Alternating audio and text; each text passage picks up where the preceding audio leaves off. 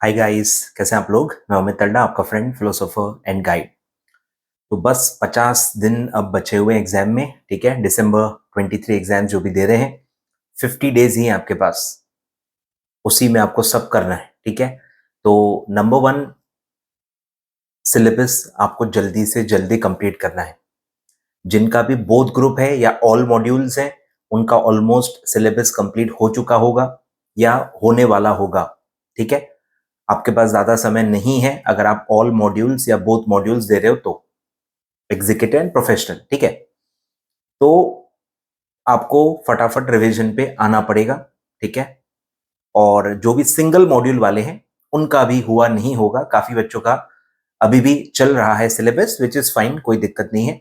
15 से 20 तारीख तक, नवंबर तक आपका सिलेबस कंप्लीट हो गया, कोई दिक्कत नहीं है। आपको स्टिल 25 टू 30 डेज बचेंगे, which is sufficient for revision purpose. तो फटाफट सिलेबस कंप्लीशन पे आपका अभी पूरा फोकस होना चाहिए। थोड़ा सा स्पीड आपको बढ़ानी पड़ेगी, नंबर ऑफ आवर्स आपको ज्यादा देने पड़ेंगे अभी। अगर आप पीछे रह गए हो, अगर आपके बहुत सारे लेक्चर्स बाकी हैं, तो कुछ दिन आपको थोड़ा स्ट्रेच करना पड़ेगा, नंबर ऑफ आवर्स ज्यादा पुट ऑन करना पड़ेगा और आपको फटाफट सिलेबस कंप्लीट करना पड़ेगा। ठीक है, कुछ भी छोड़ने का आपको सोचना नहीं है। ठीक है, क्योंकि इजी वे आउट हमेशा आपको अट्रैक्ट करेगा कि चलो ये 2-4 चैप्टर छोड़ देता हूँ, ये छोड़ देता हूँ, वो फिर छोड़ देता हूँ। इस टाइप से आपको सिलेबस कंप्लीट नहीं करना है।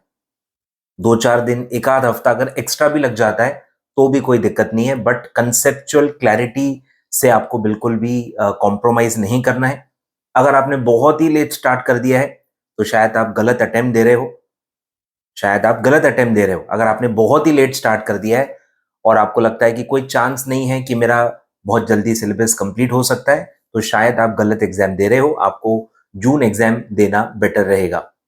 ठीक है, तो जिन जिन लोगों का होने ही वाला है सिलेबस, फटाफट पहले सिलेबस कंप्लीट कर लीजिए। उसके बाद आपको रिवीजन पे फटाफट आना है। 2 से 3 रिविजन्स मिनिमम होती हैं। 2 से 3 रिविजन्स मिनिमम होती है। तो काफी बार मैं सिंपल शेड्यूल्स आपको दे चुका हूं कि फर्स्ट रिवीजन में आप 3 डेज पर सब्जेक्ट रख सकते हो। फर्स्ट रिवीजन के लिए 3 डेज पर सब्जेक्ट आप रख सकते हो। मल्टीप्लाई करके आप पूरा प्लान बना लो। और जो सेकेंड रिवीजन होगी, एक एक दिन आपको बेसिकली कम करते जाना है। तो पहली रिवीजन में 3 डेज दे दो, सेकेंड रिवीजन में 2 डेज दे दो, और थर्ड रिवीजन डिपेंड करता है आप सिंगल मॉड्यूल वाले हो या बोथ मॉड्यूल वाले हो। सिंगल मॉड्यूल वाले हो तो आप थर्ड रिवीजन भी 2 डेज पर सब्जेक्ट दे सकते हो, कोई दिक्कत नहीं है। और अगर आप बोथ मॉड्यूल वाले स्टूडेंट हो तो 2 रिवीजन भी काफी है। इंश्योर करना है लास्ट जो भी आप रिवीजन करते हो, एक बार आपको 1 डे पर सब्जेक्ट वाली भी रिवीजन करके देखनी चाहिए, क्योंकि फाइनल पेपर में आपको उतना ही समय मिलता है। क्लियर है क्या? तो 2 रिवीजन आप मिनिमम कर लो। 3 डेज पर सब्जेक्ट पहला रिवीजन, 2 डेज पर सब्जेक्ट सेकेंड रिवीजन, और टाइम बचता है तो थर्ड रिवीजन भी आपको कर लेना है। सिंगल मॉड्यूल 2 डेज पर सब्जेक्ट आपको देना है, और बोथ मॉड्यूल वाले बच्चों को 1 डे पर सब्जेक्ट ही देना है। दूसरी चीज, कम से कम एक फुल सिलेबस पेपर आपको देना पड़ेगा। कम से कम टाइम है, 2 पेपर भी आप दे सकते हो, कोई दिक्कत नहीं है। कोई भी 5 पेपर उठा के भी आप प्रैक्टिस कर सकते हो, कोई भी दिक्कत नहीं। बट टाइम सेट करके 15 मिनट्स रीडिंग टाइम भी कंसिडर करके प्रॉपर एक पेपर आपको अटेम्प्ट करना है। इससे आपको पता चलेगा आपकी स्पीड कैसी है, आपकी प्रेजेंटेशन कैसी है, पेपर को आप टैकल कर पा रहे हो नहीं कर पा रहे हो। एग्जाम टाइप की सिचुएशन में आपको बैठना है, एसी लगा के नहीं बैठना है। नॉर्मल जैसे पंखा लगा के आपको एग्जाम में जिस सिचुएशन में बैठना है, वैसे ही आपको कोशिश करनी है बैठने की, और हर पेपर आपको कम से कम एक बार अपीयर करना है। क्लियर है क्या? इसको मिस आउट नहीं करना है। मेरे सब्जेक्ट्स का, मैं हर सब्जेक्ट का एक पेपर फुल देता ही हूं विद सजेस्टेड आंसर्स। वो मैं इस बार भी देने वाला हूं फर्स्ट वीक ऑफ दिसंबर में। ठीक है, तो आप वो टाइम रख सकते हो उसके लिए। मेरे सब्जेक्ट्स का एक फुल पेपर आईसीएसआई पैटर्न के हिसाब से आपको मिल जाएगा। क्लियर है क्या? विद आंसर्स मिल जाएगा। आप प्रॉपर क्रॉस चेक करके इवेल्युएट कर सकते हो कि आपका परफॉर्मेंस कैसा रहा है। दूसरी चीज, अभी साइड बाय साइड आपको राइटिंग प्रैक्टिस भी करनी चाहिए। माइनर माइनर एक दो क्वेश्चन अगर आप डेली लिख के देख रहे हो हर सब्जेक्ट का, काफी है। तो राइटिंग प्रैक्टिस भी मैंने स्टार्ट कर दी है, आप ज्वाइन कर सकते हो।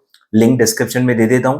30 डेज मेरे साथ आप राइटिंग प्रैक्टिस भी कर सकते हो। ठीक है, और ये साइड में करना है।